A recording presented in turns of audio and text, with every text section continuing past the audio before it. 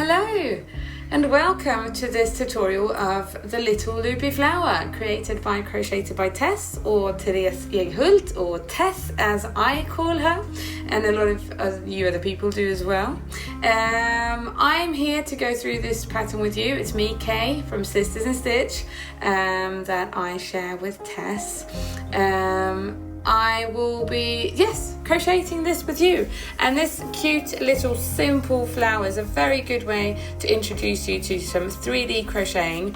It's only got 3 rounds, so once you've done one of them, you get hooked and just do a zillion of them. So let's get started. I've got Flora with me on the floor, and she is speaking because she's growing and getting older, and she's all a bit over 3 months, so she's got a lot to say now, just like her mum. So anyways, I'll go choose your colours and I'll meet you back for round 1.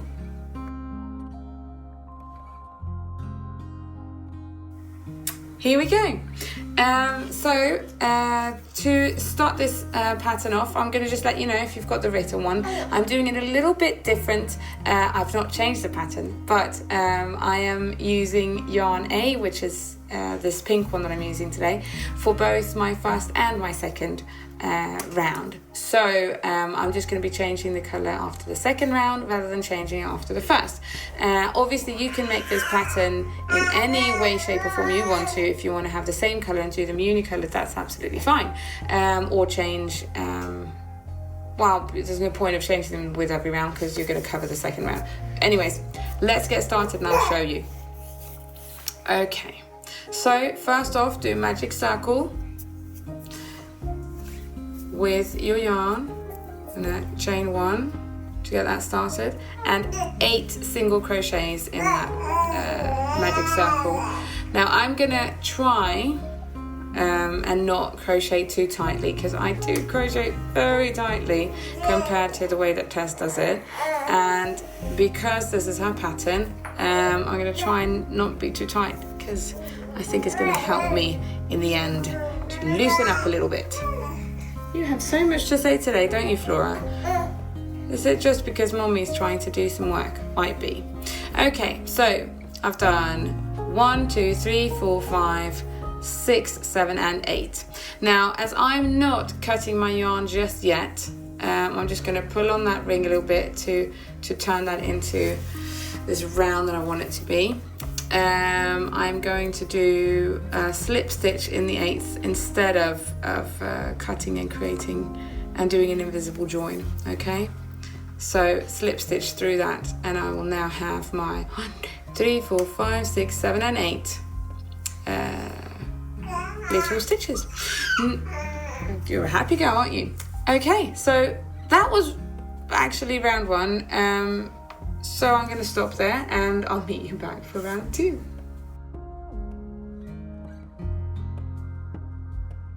Hello and welcome back for round 2. See, now in between here, when I paused, Flora was very quiet, but as soon as I start talking, she starts talking. So we're just going to have to deal with it, aren't we? Okay, now I'm not changing colour. Because I'm not changing colour, I'm not starting with a standing double crochet, because we're going to be covering these in our second colour. So for that reason, I'm actually just going to be chaining this start, and for a double crochet that will be chaining 2. So I'm going to chain 2, and then we're supposed to chain 4, so I'm chaining another 4, so a total of 6 for that one. And after that, we're doing a double crochet in each stitch, followed by a chain 4. So double crochet, chain 4. I'm going to do this total of then obviously 8 times. We had 8 stitches, and it's going to create these yeah, she's a singer. That's going to be creating where we're going to be doing our petals. So another double crochet and chain 4. I'm going to go around with you for this whole flower, I think, because even though I know you get how to do this now because I've showed you, it's quite nice to have the company, because my little company on the floor just makes a lot of noise. And chain 4, yes, Yes, you have a lot to say, don't you, darling? 1, 2, 3, and 4. And let's see, we're almost at the end of it. Do that double crochet. 1, 2, 3, 4, 5, 6, 7, and we've done the last one. So now we're chaining 4, and that's our last chain. And what we're going to do is I'm going to do a join. So grab your scissors.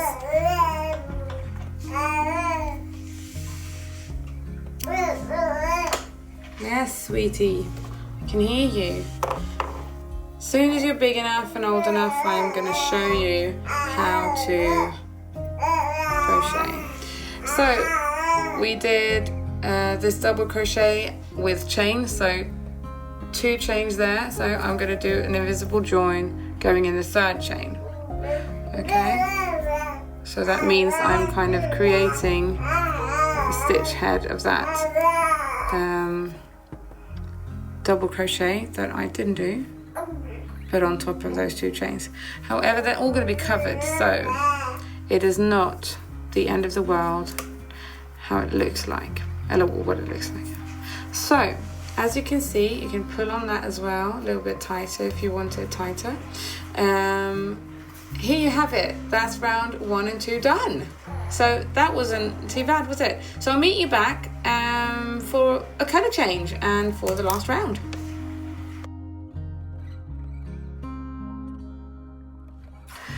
There we go, welcome back for round 3. Actually in the pattern it says round 2 because the first magic circle, make 8 single crochets, is kind of just like begin with this and then we go into round 1. So actually it's only 2 rounds.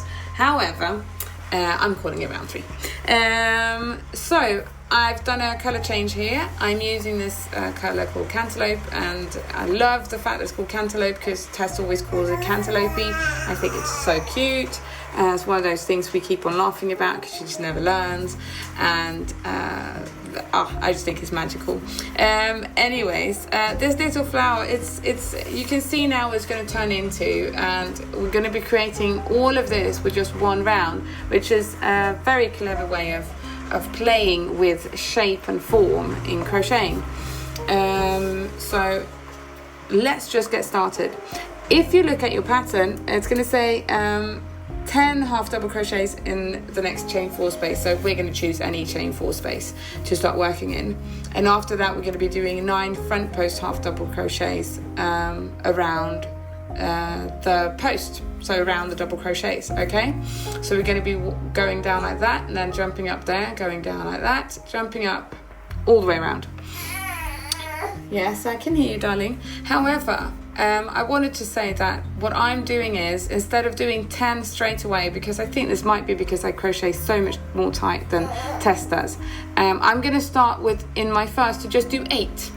Okay, so that I'm going to be jumping up after the last front post half double crochet and do the last 2 and then do an invisible join, because I think it looks neater. That's what I did with this one, and I didn't do it with that one, and I think this one is a little bit neater than that one. Maybe I'm the only one who can see it, but I know it's there, and that's how I solved that.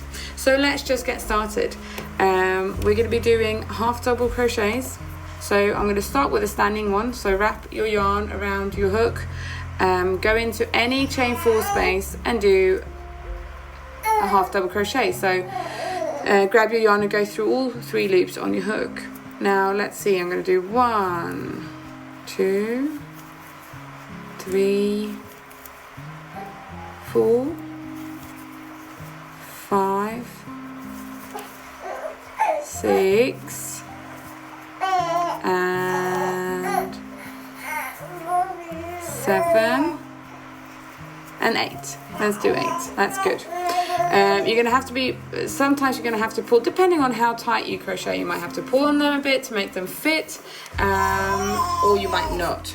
I think, yes, you have a lot to say still, don't you, Flora? And Mom's going to keep on going. What's going on? Now you want to go down here, and it's called front post because we're going around the post, but actually if you think of it like this, you're just turning and going in here to do these front post half double crochet. So 1, 2, bless you, Flora, 3, 4, 5, 6, 7, 8, and 9. So we're doing 9, okay?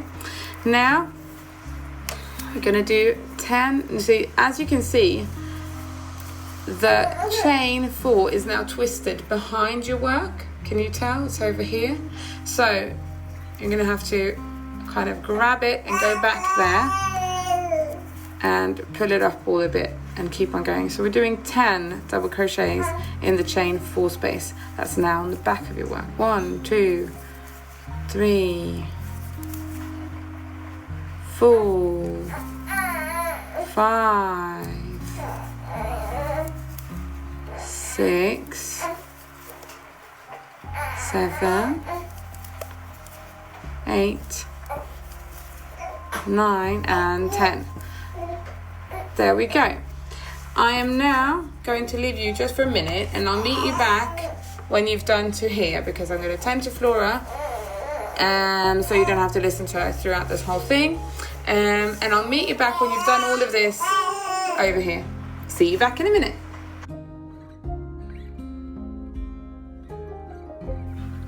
Hello and welcome back. I'm going to finish this last chain 4 and last double crochet with you before doing this join on top. So as you can tell, as you've probably done quite a few of them now, it's not too bad to reach this chain 4 on the back. You have to be a little bit tight to pull it a bit close though, because you don't want loads of unwanted loops in this loopy flower. And as you will notice as well when you work these, is as you're doing them, that's 2, 3, and 4 for instance, they do tend to move back this chain as well, so that they do move along it, so you can fit all of the 10 in there, even though it feels tight, it works fine. So 5, 6, 7, 8,